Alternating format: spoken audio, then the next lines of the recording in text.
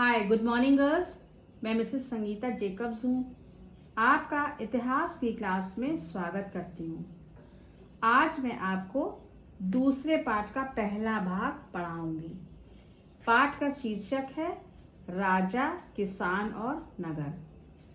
पिछले भाग में मैंने आपको 16 महाजनपदों, गण, संघ आदि के बारे में बताया था तथा ये भी बताया था कि 16 महाजनपदों में मगध सबसे शक्तिशाली, विशाल एवं विस्तृत महाजनपद था। आज हम आपको मगध के प्रारंभिक विकास, मौर्य साम्राज्य, उसके इतिहास के स्रोत, इनके शासकों, साम्राज्य का प्रशासन, महत्व और कुछ कमजोरियों के बारे में बताएंगे। तो सबसे पहले हम प्रारंभिक साम्राज्य को देखेंगे कि उस समय मगध का साम्राज्य कैसा था। मगध के विकास के साथ मौर्य साम्राज्य का उदय हुआ। ये साम्राज्य प्राचीन भारत का सबसे पहला एवं सबसे विशाल साम्राज्य था। इस साम्राज्य के संस्थापक चंद्रगुप्त मौर्य थे। ये पहला ऐतिहासिक सम्राट था जिसने छोटे छोटे राज्यों के अस्तित्व को समाप्त करके एक विशाल एवं शक्तिशाली साम्राज्य की नींव लगभग 321 ईस्वी पूर्व में डाली थी। यह साम्राज्य अफगानिस्तान एवं बलूचिस्तान तक फैला था। मौर्य साम्राज्य के इतिहास के क्या क्या स्रोत है, अब हम इनको देखेंगे कहाँ से हमें मौर्य वंश के बारे में जानकारी प्राप्त होती है। तो पहला है मेगास्थनीज द्वारा रचित इंडिका। मेगास्थनीज, अब प्रश्न उठता है कि मेगास्थनीज कौन था। मेगास्थनीज एक यूनानी राजदूत था। सेल्यूकस यूनान का शासक था और उसने 302 ईस्वी में चंद्रगुप्त मौर्य पर आक्रमण कर दिया था, जिसमें सेल्यूकस पराजित हो गया था और इस पराजय के बाद उसकी चंद्रगुप्त मौर्य के साथ संधि भी हो गई थी, जिसके परिणाम स्वरूप उसने अपना एक राजदूत जिसका नाम मेगास्थनीज है उसको चंद्रगुप्त मौर्य के राज दरबार में रखा था। तो मेगास्थनीज सन 302 ईस्वी पूर्व से लेकर के और 298 ईस्वी पूर्व तक चंद्रगुप्त मौर्य के राज दरबार में रहा। उसने एक पुस्तक लिखी थी जिसका नाम इंडिका है। इस पुस्तक में उसने भारत का आंखों देखा हाल लिखा है। उसने चंद्रगुप्त मौर्य की शासन व्यवस्था, सैन्य गतिविधियां, सामाजिक व्यवस्था, धार्मिक एवं सामाजिक जीवन का वर्णन किया है। ये वर्णन प्रमाणित माना जाता है। दूसरा स्रोत है चाणक्य का अर्थशास्त्र। चाणक्य द्वारा रचित अर्थशास्त्र एक अन्य प्रमुख स्रोत है। चाणक्य चंद्रगुप्त मौर्य का प्रधानमंत्री था। ये चाणक्य ही परिश्रम का प्रतिफल था जिसने चंद्रगुप्त मौर्य को सम्राट के पद पर पहुंचाया था। मौर्यकालीन सामाजिक, आर्थिक, धार्मिक जीवन का अर्थशास्त्र में हमको वर्णन मिलता है। तीसरा है जैन, बौद्ध तथा पौराणिक ग्रंथ। मौर्यकालीन इतिहास की जानकारी प्राप्त होती है इन सभी ग्रंथों में से। भद्रबाहु के कल्पसूत्र नामक ग्रंथ से मौर्य वंश के इतिहास की जानकारी मिलती है।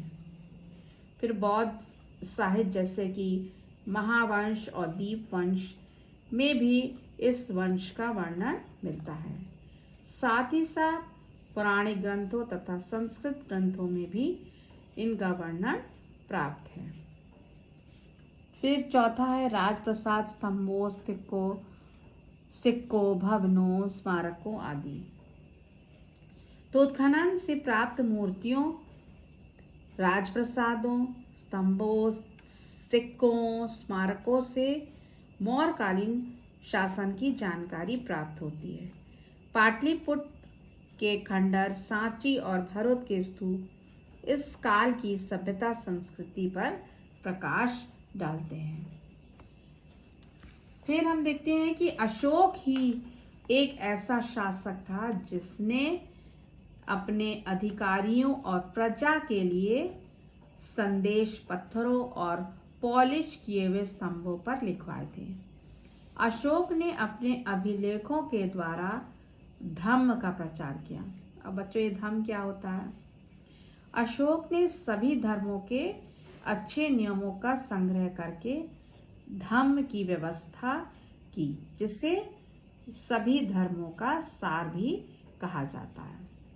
तो अशोक ने अपने अभिलेखों के द्वारा धम्म का प्रचार भी किया। इनमें बड़ों के प्रति आदर, सन्यासियों और ब्राह्मणों के प्रति उदारता, सेवकों और दासों के साथ उदार व्यवहार तथा दूसरों के धर्मों और परंपराओं का आदर शामिल है। तो ये सारी बातें, अच्छी शिक्षाएं जो हैं वो धम्म में शामिल थी। तो अभी हमने जितने भी स्रोत देखे हैं, इन सभी स्रोतों से हमें मौर्य वंश के इतिहास के बारे में जानकारी प्राप्त होती है। अब हम इनके शासकों को देखेंगे कि मौर्य वंश के शासक कौन कौन से थे। तो चंद्रगुप्त मौर्य जो था वो मौर्य वंश का प्रथम शासक था, जो कि 324 ईस्वी में गद्दी पर बैठा। उसने 24 वर्ष तक शासन किया, अर्थात 324 ईस्वी पूर्व से 300 ईस्वी पूर्व तक उसने शासन किया और 298 ईस्वी पूर्व में उसकी मृत्यु हो गई। उसकी मृत्यु के पश्चात उसका पुत्र बिंदुसार उसका उत्तराधिकारी बना। उसने 300 ईस्वी पूर्व से लेकर के 273 ईस्वी पूर्व तक शासन किया। बिंदुसार ने अपने साम्राज्य में दूसरे देशों से मैत्रीपूर्ण संबंध स्थापित किया। 273 ईस्वी पूर्व में बिंदुसार की मृत्यु हो गई। बिंदुसार की मृत्यु के बाद अशोक गद्दी पर बैठा, परंतु उसका राज्याभिषेक 4 साल बाद 269 ईस्वी पूर्व में किया गया।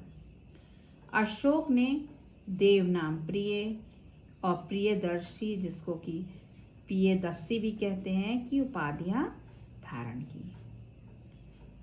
232 ईस्वी पूर्व में अशोक की मृत्यु हो गई। उसकी मृत्यु के बाद उसके जितने भी उत्तराधिकारी थे वो अयोग्य साबित हुए।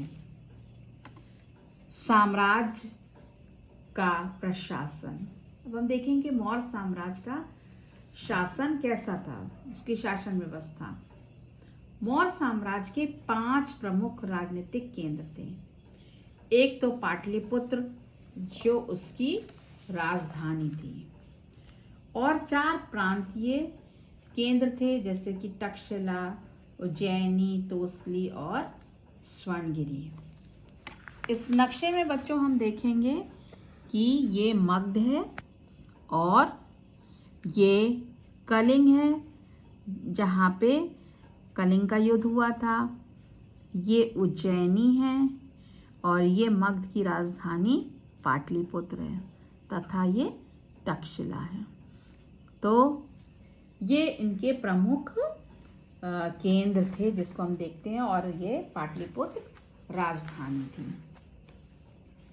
साम्राज्य के संचालन एवं राजधानी से प्रांतों तक जाने के लिए भूमि और नदियों दोनों मार्गों से आवागमन बना रहता था। तो नदी से भी जाते थे व्यापार के लिए और एक स्थान से दूसरे स्थान जाने के लिए, और रास्ते यानी कि भूमि से भी जाते थे।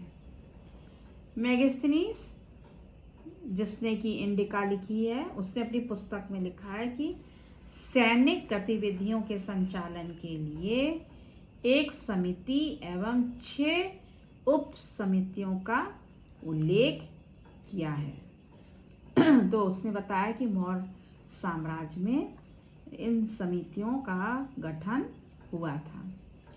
इनमें एक का काम नौसेना का संचालन करना था, दूसरे का यातायात तथा खान पान का संचालन करना, तीसरा पैदल सैनिकों का संचालन करना, चौथे समिति का काम था अश्वारोहियों की देखभाल करना, पांचवी समिति का काम रथरोहियों की देखभाल करना और छठी समिति का काम हाथियों का संचालन करना था। तो ये तो थी समितियों का कार्य। फिर उप समिति का भी बहुत सा कार्य था। उनका काम था सामान ढोने के लिए बैलगाड़ियों की व्यवस्था करना, सैनिकों के लिए भोजन और जानवरों के लिए चारे की व्यवस्था करना, सैनिकों की देखभाल के लिए सेवकों और शिल्पकारों की नियुक्ति करना। तो इस प्रकार सभी के कार्य बटे हुए थे। इसके साथ ही साथ अशोक ने धम्म के प्रचार के लिए धम्म महामात्यों की नियुक्ति भी की थी। मौर्य साम्राज्य का बहुत ही महत्व बताया गया है। क्यों महत्वपूर्ण है इसको हम देखेंगे। तो 19वीं शताब्दी में जब इतिहासकारों ने भारत का प्रारंभिक इतिहास लिखना शुरू किया तो उन्होंने मौर्य साम्राज्य को इतिहास का एक प्रमुख काल माना। इस समय भारत ब्रिटिश साम्राज्य के अधीन एक औपनिवेशिक देश था। 19वीं तथा 20वीं सदी के भारतीय इतिहासकारों को प्राचीन भारत में एक ऐसे साम्राज्य की संभावना बहुत चुनौतीपूर्ण एवं उत्साहवर्धक लगी। मौर्य काल एक उन्नति का काल था। इस काल में कला के क्षेत्र में बहुत अधिक उन्नति हुई। मौर्य काल में भवन निर्माण कला तथा मूर्ति कला की महत्वपूर्ण उन्नति हुई। मौर्य सम्राटों के बहुत से अभिलेख भी मिले हैं। अशोक ने अनेक शिलाओं, गुफाओं, स्तंभों आदि पर अभिलेख उत्तीर्ण करवाए। ये अभिलेख जनता की भलाई के लिए थे। इतिहासकारों के अनुसार इन अभिलेखों पर लिखे संदेश अन्य शासकों के अभिलेखों से भिन्न थे। फिर अशोक जो है वो बहुत ही महान माना जाता है। उसके बारे में इतिहासकारों के अनुसार अशोक अन्य शासकों की अपेक्षा विनीत और नम्र था, जो अपने आप अनेक उपाधियां जोड़े था। इसलिए 20वीं शताब्दी के अनेक शासकों में अशोक महान था।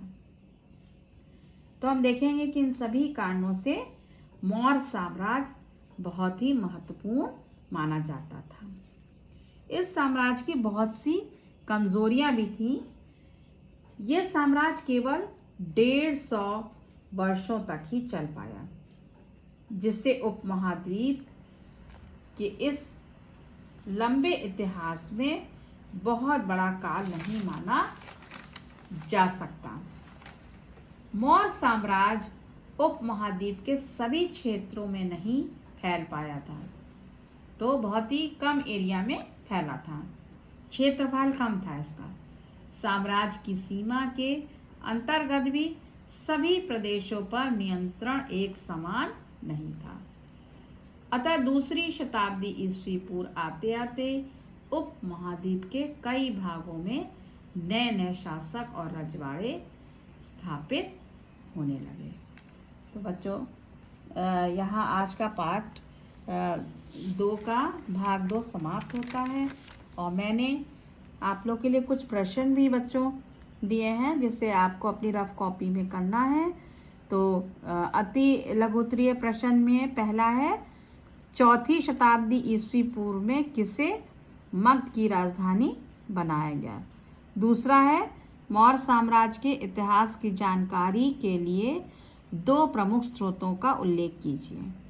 तीसरा प्रश्न है, अशोक के अधिकांश अभिलेखों और सिक्कों पर उसका क्या नाम लिखा है?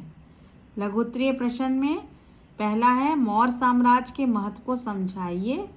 दूसरा प्रश्न है, मेगास्थनीज के अनुसार मौर्य साम्राज्य के प्रमुख अधिकारियों के कार्यों का उल्लेख कीजिए।